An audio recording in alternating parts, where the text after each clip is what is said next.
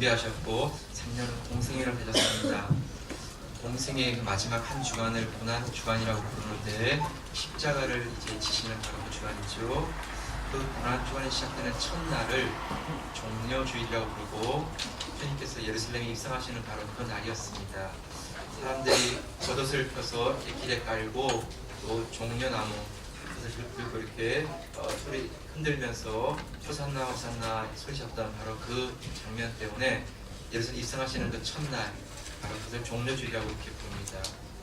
일반적으로 왕들이 입성할 때는 분마를 타지요. 주위에는 병사들이 이렇게 호위하는 가운데 가게 되는데 우리 주님은 군사함령 없이 또 좋은 말을 타신 것도 아니라 그냥 조그마한 나귀를 한 마리 타시고 들어가셨습니다. 주님께서 나귀를 타고 들어가신 이유는 구약 스가랴서에서 예언했던 그 말씀을 그대로 약속을 성취하시기 위한 것을 보여주시기 위해서 그 어린 나귀를 타고 들어가셨습니다. 구약 스가랴 9장 9절에는 이렇게 예언되어 있었죠. 같이 한번 보겠습니다. 시작. 시온에 따라 크게 기뻐할지어다. 예루살렘에 따라 즐거이 부를지어다. 보라, 내 왕이 내게 임하니 그는 공의로우며 구원을 베풀며 겸손하여서 나귀를 타다니 나귀의 작은 것 곧 나귀 새끼니라. 주님이 오시기 500년 전에 예언된 이 말씀인데 주님께서는 그 말씀을 그대로 이루셔서 어린 나귀를 타고 입성하시게 되었습니다. 자, 그렇지만 이 스가랴서의 예언이 도대체 어떤 내용일까요? 왜 예수님이 어린 나귀를 타셔야 되는 것일까요? 어린 나귀를 타시는 이유가 무슨 의미가 있을까요? 우리가 이것을 좀 알기 위해서 스가랴서 9장의 말씀을 살피면서 종려주일에 어린 나귀를 타고 들어가신 예수님의 그 모습을 다시 좀 이렇게 알아보면 좋겠습니다. 우선 이 스가랴가 사역했던 그 시기는 페르시아와 그리스가 유럽에 대한 지중해에 대한 패권을 놓고 싸우고 있던 바로 그때였습니다. 그리고 얼마 지나지 않아서 그리스가 페르시아를 무찌르고 이제 전체를 차지하게 됐죠. 이제는 곧 팔레스타인도 그리스가 침공하면서 이제는 팔레스타인 땅을 점령하게 되는 그런 상황에 들어가게 되었습니다. 그런 상황에서 스가랴가 예언을 시작하죠. 스가랴 9장 1절에 보면 이렇게 되어 있어요. 한번 자막 보시고 같이 읽겠습니다. 시작. 여호와의 말씀의 경고가 하드락 땅에 임하며 다메섹에 머물리니 이스라엘 사람과 이스라엘 모든 지파에 이르니 여호와를 불러 모이니라. 하나님의 말씀의 경고가 주어지는데 이 경고란 뜻은 아주 분명하고도 확실하게 이루어지는 하나님의 메시지, 이것을 경고라고 이렇게 담고 있습니다. 하나님의 경고가 어떤 것인가 하면 하드락 그리고 다메섹 그리고 2절에 보면 하맛 땅에 하나님의 심판이 이제 이루어질 것이다 라는 말씀을 전하고 있습니다. 이 지역들은 지금 시리아 지역인데 그리스 군대가 그 이스라엘 팔레스타인 북쪽에 있는 시리아에서부터 침공하면서 이제 내려오게 된다는 것을 말씀하고 있죠. 2절을 같이 한번 보시겠어요? 2절 시작. 그 적경된 하만에도 임하겠고 두로와 시도는 넓은 지혜가 있으니 그들에게도 임하리라. 이렇게 하닥과 다메섹 이런 땅에 시리아 지역에 침공한 그리스가 이제 내려오면서 두로와 시돈이라는 곳을 점령하게 되는데 이 두로와 시돈은 지중해와 접해 있으면서 해상 무역을 통해서 많은 부를 쌓았던 도시였습니다. 도시 국가였죠. 그래서 그들은 엄청나게 많은 부를 가지고 있었습니다. 3절에 나오는데 두로는 자기를 위하여 보장을 건축하며 은을 티끌같이 정금을 거리에 진흙같이 쌓았은즉 라고 말할 정도로 두로는 아주 막강하고 부강한 나라였습니다. 이 두로는 이전에 아수르나 바벨론이 침공했을 때에도 무너지지 않았어요. 어떻게 무너지지 않았을까요? 이 두로는 해안에서 2.5km 떨어진 섬에다가 아주 거대한 성을 쌓았어요. 그래서 바다 위에서 싸움을 하는 것이지요. 아수르나 바벨론이 침공하여서 육지는 마음대로 점령할 수 있지만 바다 위에 있는 그 섬에 있는 성을 공격하기는 쉽지가 않았어요. 그래서 두로는 한라뜨지 않고 버틸 수가 있었어요. 그렇지만 그런 두로도 이제 무너지고 말아요. 4절을 같이 한번 볼까요? 4절 말씀 시작. 주께서 그들을 쫓아내시며 그의 바다 권세를 치시리니 그가 물에 삼키울지라. 그리스 군대는 그런 도로를 침공해서 무너뜨리는데, 알렉산더는 그 육지에서부터 섬까지 떨어진 2.5km에 대한 거리를 다리를 놓으라고 명령했어요. 그래서 배들을 다 연결시켜가지고 다리를 놓았어요. 그 다리가 놓여진 그 위를 타고 들어가서 섬을 공격하니까 이제는 마치 육지에서 싸우는 것이나 별 차이가 없었어요. 그래서 그리스 군대가 두로의 성들을 무너뜨릴 수가 있습니다. 이제 두로와 시돈을 무너뜨린 다음에 이제 그 해안을 점령했으니까 내륙으로 들어오면서 내륙 안에 있었던 블레셋 5도시를 이렇게 무너뜨리게 되는데, 5절부터 7절까지 말씀이에요. 그냥 여러분 자막 보시고 지나갈게요. 아이들 같이 예배되기 때문에 많이 설명하지 않나요? 그냥 지나갈게요. 아스볼론이라는 성이 나오고, 가사라고 하는 성이 나오고, 에글론이라는 성이 나오죠. 6절에 보면 아스돗이라고 하는 성이 나오는데, 이 모두가 다 블레셋의 도시들이었어요. 그 블레셋의 도시들을 다 점령하게 되었어요. 이제 남아있는 것은 예루살렘, 이스라엘밖에 남아있지 않았어요. 그런데 그 이스라엘은 침공하였지만 알렉산더 갑자기 군대를 빼버려요. 군대를 뒤로 후퇴시켜요. 그 이유에 대해서 8절을 같이 한번 보세요. 8절 말씀 시작. 내가 내 집을 둘러 진을 쳐서 적군을 막아 거기 왕래하지 못하게 할 것이라. 포악한 자가 다시는 그 지경으로 지나지 못하리니 이는 내가 눈으로 친히 보이니라. 여기서 이 포악한 자라는 것은 알렉산더를 말하는데, 아주 힘으로 강하게 억누르는 자, 바로 그런 사람이죠. 그런 강한 군대로 세계를 점령한 사람, 최초의 사람이죠. 그래서 이 알렉산더를 하나님께서 지켜주신다는 것이에요. 두로를 무너뜨리고 블레셋 5도시를 무너뜨린 알렉산더였지만 예루살렘 성을 함락시키지 않아요. 왜 그랬을까? 이유를 알 수 없어요. 하나님께서 다만 그들을 물러가게 하시면서 시간을 끌고 계신 것이죠. 이제 이런 상황에서 스가랴가 예언할 말씀이 바로 우리가 읽었던 스가랴 9절의 말씀이에요. 이제 9절 말씀을 같이 한 번 더 보세요. 시작. 시온에 따라 크게 기뻐할지어다. 예루살렘에 따라 즐거이 부를지어다. 보라, 내 왕이 내게 임하나니 그는 공의로우며 구원을 베풀며 겸손하여서 나귀를 타나니 나귀의 작은 것 곧 나귀 새끼니라. 스가랴는 그 알렉산더의 침공을 앞두고 있는 그런 상황 가운데, 언제 다시 전쟁이 날지 모르는 그런 불안하고 두려움 가운데 유다 백성들에게 크게 기뻐하고 즐거이 소리치라고 이렇게 말씀하고 있어요. 이유가 무엇일까요? 이유가 그 9절 뒤에 나오는데, 내 왕이 내게 임하나니 라고 되어 있어요. 너의 왕이 오신다는 것이에요. 너의 진정한 왕, 너의 참된 구원자 되신 왕이 내게 임하기 때문에 그로 인하여서 기뻐하고 즐거워하라, 이렇게 말씀하고 있어요. 우리에게 새롭게 다가오시는 왕, 우리를 건져주시는 메시아, 그분이 있기 때문에 우리가 기뻐하고 즐거워할 수 있다, 이렇게 말씀하고 있어요. 여러분, 그 왕은 어떤 분이실까요? 그 왕에 대해서 이제 스가랴 9장 9절 9절에는 세 가지를 말씀하고 있어요. 한번 짧게 설명하고 시작할게요. 첫 번째는 그분은 공의로우시며 구원을 베푸실 분이라고 말씀하고 있어요. 9절에 보니까 9절 하반절에 보면 그는 공의로우며 구원을 베풀며 겸손하여서 나귀를 타나니 나귀의 작은 곳 나귀 새끼니라. 우리에게 오시는 그분은 공의로우신 분이에요. 의로우시고 바르신 분이죠. 죄가 들어온 이후에 인간은 불의하고 의를 기뻐하지 않아요. 사람들의 의는 수시로 변하기도 해요. 그런데 우리 주님은 공의로우신 분이세요. 그분의 의는 변하지가 않는 것이죠. 그런데 그분은 그 공의를 가지고 우리에게 구원을 베푸신다고 말씀하고 있어요. 세상에서 정의는 그 의가 높으면 높을수록 사람들을 판단하고 정죄하고 그냥 그런 도구가 돼요. 내가 조금만 더 나은 의를 가지고 있으면 나보다 못한 사람들을 무시하거나 그것을 가지고 사람들을 정죄하는 기준이 되는 것이죠. 그런데 하나님의 공의는 그런 것이 아니에요. 공의로운 분이시지만 구원을 베푸시는 분이에요. 영혼을 살려주시고 영혼을 위로하시고 영혼을 격려하시고 영혼을 회복시켜 주시는 그런 분이에요. 하나님의 의는 옳고 그름을 따지는 것에서 멈추지 않고 그렇지 않은 불의한 자들을 품어주시고 받아주시고 그들을 다시 일으켜주시는 바로 구원을 베푸시는 분이세요. 한 청년이 대낮에 술을 마시고 길에 쓰러져 있어요. 사람들은 그 모습 보면서 젊은 사람이 저렇게 술을 퍼마시고 쓰러져 있을까 하면서 안타까워하며 지나가지만 그 청년의 아버지 되는 분은 그렇게 하지 않으세요.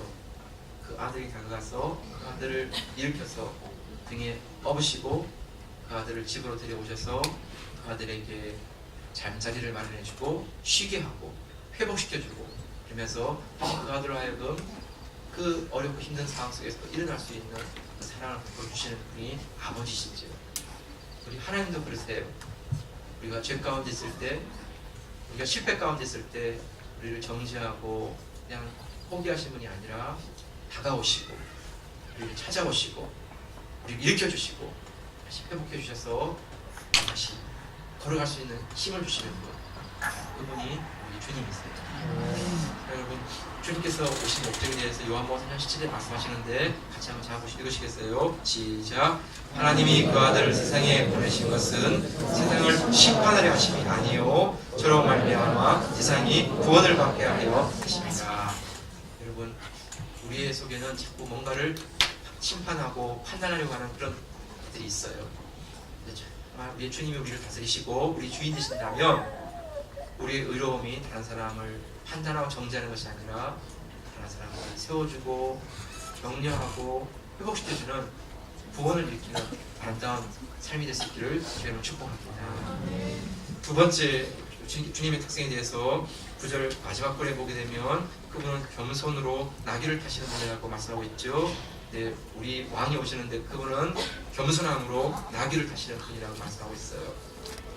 일반적으로 왕들은 군마를 타고 좌우에 군사들을 호위하고 나가면서 아주 당당하고 아주 위험 있는 그런 모습을 보이죠. 근데 우리 주님은 나귀를 타셨는데 그것도 초라한 나귀 새끼를 타고 가셨어요. 왜 그러셨을까?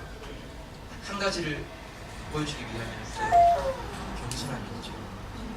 왕이시지만 겸손한 모습, 왕이시지만 낮아진 모습, 그것을 보여주기 위함이라고 말씀하고 있어요. 우리 주님은 마태복음 11장 29절에 보면 나는 마음이 온유하고 겸손하니 나의 멍에를 베고 내게 배우라 그러면 너희 마음이 쉼을 얻으리니 라고 말씀하고 있어요. 우리 주님은 마음이 온유하고 겸손한 분이라고 말씀하세요. 여러분, 겸손은 어떤 성품이나 매너가 아니에요. 겸손은 다른 사람이 기쁘지 않도록 그 사람을 이렇게 예의를 갖추는 그런 매너가 아니에요. 겸손은 피조물이 창조주 앞에서 자기의 있는 모습 그대로 인정하는 것이지요.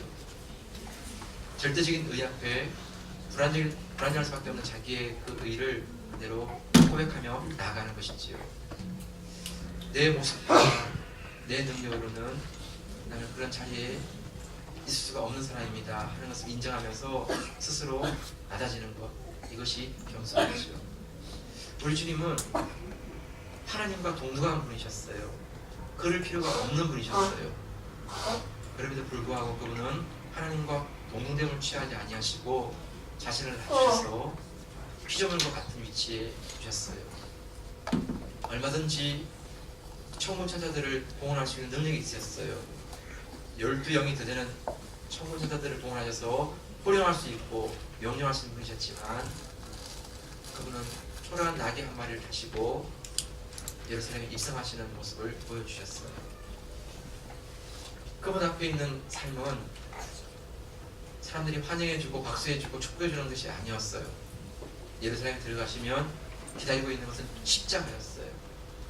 고통과 저주와 멸시와 수치, 그 십자가를 바라보고서 주님은 조금의 어떤 허세나 위험이 아니라 겸손한 그 모습 그대로 나귀를 타시고 입성하시는 그 모습을 보여주셨어요. 여러분, 제가 조용필이라는 가수를 이렇게 보게 됐어요. 가수의 왕, 가왕이라 불리는 분이죠. 이분이 15년 만에 나가수라는 방송에 잠시 출연했대요. 노래 부른 게 아니에요. 방문했대요. 방문했음에 불구하고 유명한 가수들 모두가 다 긴장하고 일어나서 그 무대에 들어오니까 박수를 쳤어요. 완전 김일성 광장에서 이렇게 막 그런 것 같았어요. 네, 막 인순이, 조관우, 자우림 별로 반응이 없으시군요. 네, 그냥 뭐 바비킴, 뭐 윤민수 썰렁한 사람들이 모양이죠. 네, 하여튼 근데 이런 분들이 정말 이렇게 막 그분이 조용필이라면 나오니까 자리에서 벌떡 일어나가지고 박수를 치는데 완전히 황홀과 감격 그 자체였어요. 네. 너무 진짜 그 표정 자체가 이렇게 마치 그 신을 보는 듯한 그런 느낌으로 이렇게 바라보는 분들이었어요. 그런 조용필 가수가 소록교회를 갔어요. 이유가 뭔가 하면 2010년 5월 5일 영국 필하모닉 오케스트라가 소록교를 방문하게 되는데 로드미어 자작 부인 레이디 R 그 재단에서 주산해서 영국 필하모닉 오케스트라가 소록교회에 가서 연주를 하게 되었어요. 그때 필하모닉 오케스트라에서 공식적으로 조용필이라는 가수를 초청해서 같이 연주하자고 해서 그 운명 모양으로 분들이 연주해드리고 나서 조용필 씨가 친구요, 꿈 두 노래를 불렀어요. 그런데 너무 아쉬웠어요. 그래서 내가 다음에 다시 와서 여러분들에게 연주해드리겠습니다 라고 약속했어요. 그리고 2011년 두 번째 방문을 했어요. 그때 소록도에 있는 그 700명의 그 한센시 병을 앓고 있는 분들이 감사해서 춤도 추고 따라 노래도 부르고 어깨춤도 하고 막 이랬어요. 네, 그래서 우리 같은 사람들을 위해서 이런 큰 스타가 찾아와 주었다는 거, 약속을 지켜주었다는 거, 그게 너무 기쁘고 감사하다고 이렇게 말해주었어요. 네, 여러분, 세상 사람들은요 인기가 많고 또 권력이 높고 그런 분들이 한번 이렇게 움직이면 다 부러워해요. 이렇게 우와 우와 이래서 막 그래요. 네, 좀 제가 오버하는 거 아시죠? 왜냐면 네, 여러분, 우리 주님은 그런 사람들의 우와 우와 하는 소리를 듣기보다 그런 부러움이 아니라 겸손함을 보여주셨어요. 하나님이 정말 그들에게 보여주고 싶었던 것은 부러운 시선이나 부러운 눈초리가 아니라 하나님 앞에서의 겸손함이셨어요. 하나님과 함께 가는 그 길, 주님과 함께 가는 그 길, 그 겸손함 가운데 임하신 하나님의 구원, 하나님의 사랑, 그것을 기뻐하셨어요. 여러분, 때때로 우리의 믿음의 길이 여러 사람들이 박수하거나 칭찬하는 것이 아니라 할지라도 우리 하나님과 우리 주님과 걸어가는 참된 겸손, 참된 진실이 있는 발걸음의 길을 축복합니다. 그 속에 우리 주님 함께 하시고 그 속에 우리 하나님의 놀라운 위엄과 영광이 드러나게 될 것입니다. 마지막 하나만 더 보면 좋겠어요. 10절 말씀인데 10절을 같이 읽을까요? 10절 시작. 내가 에브라임의 병거와 예루살렘의 말을 끊겠고 전쟁하는 활도 끊으리니 그가 이방 사람에게 화평을 전할 것이요 그의 정권은 바다에서 바다까지 이르고 유프라데 강에서 땅 끝까지 이르리라.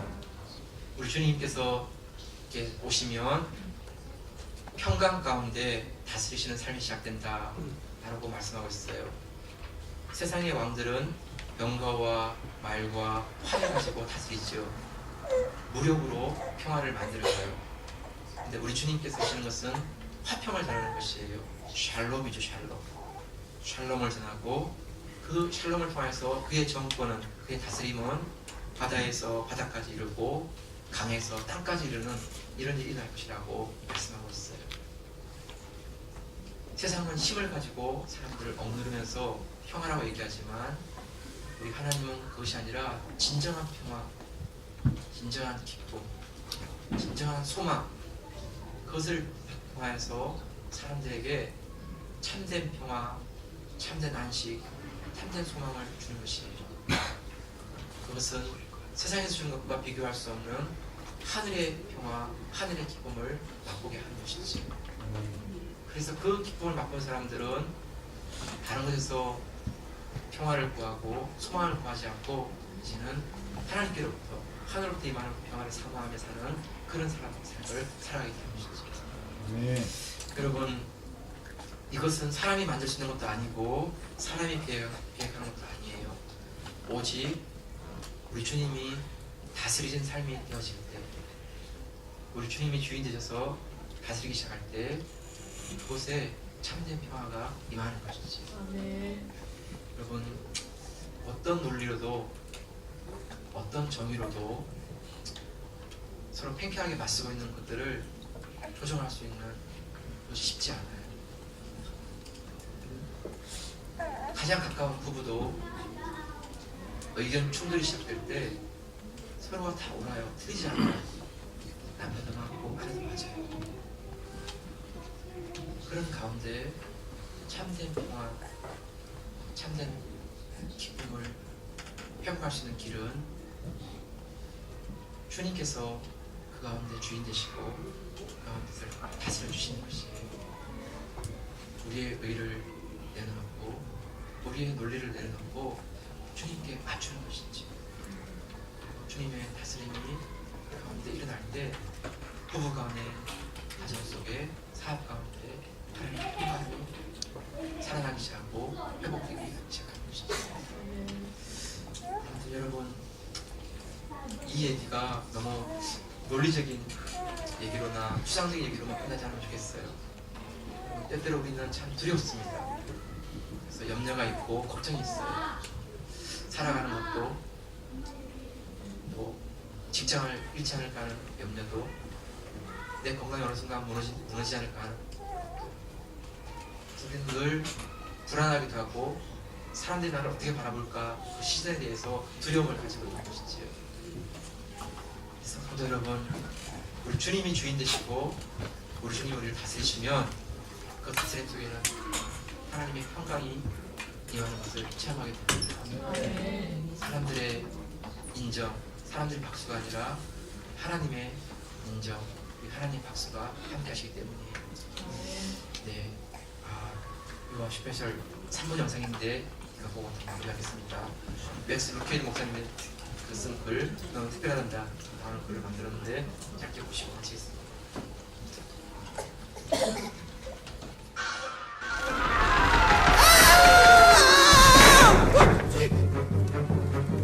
I'm not staying here. Punchinello? Punchinello, you're out awfully late. Come and let me have a good look at you. Oh, my name? Of course I do. I made you. Oh, he's even bigger than I thought.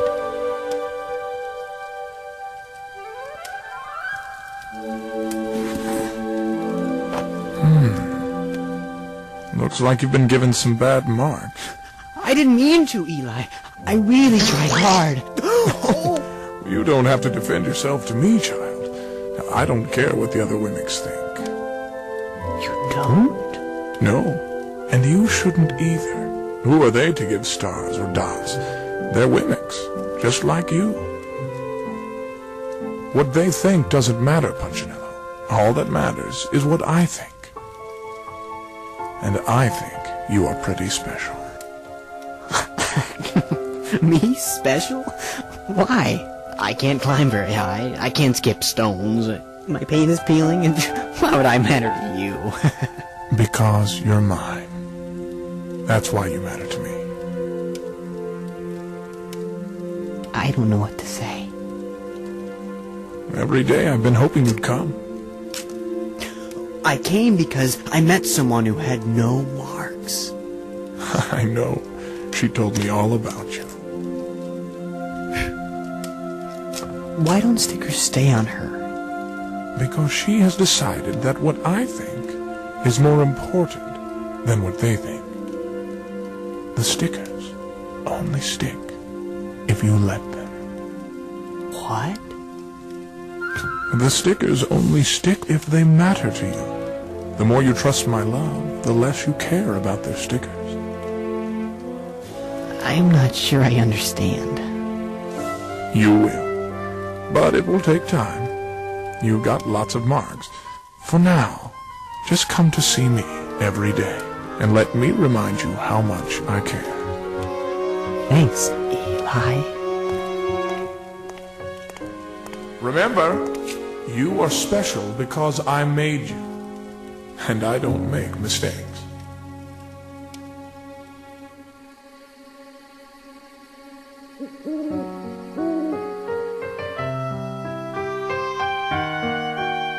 I think he really means it.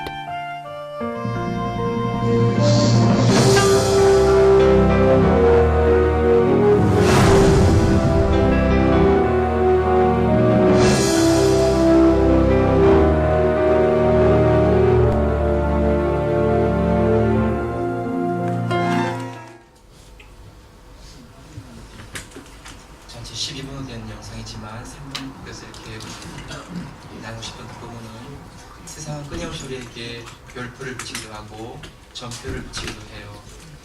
우리가 잘못된 것들을 볼 때마다 계속 이렇게 점표를 붙이다 보니까 우리가 온 몸에 다 점표를 붙이고 있는 점딱지가 되는 것이지. 그것은 떼려고 아무리 해도 뗄 수가 없어요. 사람들의 시선과 사람들의 그 빈정거림은 사라지지가 않는 것이지. 언제 그것이 떨어지죠? 우리도 하나님께 가는 것이에요. 나를 만드신 그분, 나를 진심으로 인정해 주시는 그분 앞에 나가서 하나님의 약속과 위로와 말씀을 들을 때 비로소 우리 안에서 자유가 생기는 것이죠. 그 정표는 떨어져 나가는 것이죠. 여러분, 종려주일에 어린 아기 자신 그 주님이 결코 초라하시기 때문이 아니라 그분은 하나님이시지만 겸손한 마음으로 이렇게 하셨어요. 그 겸손을 따라서 주님과 분양하는 예수기를 지금 짧게 같이 한번 기도할까요? 자, 기도하겠습니다.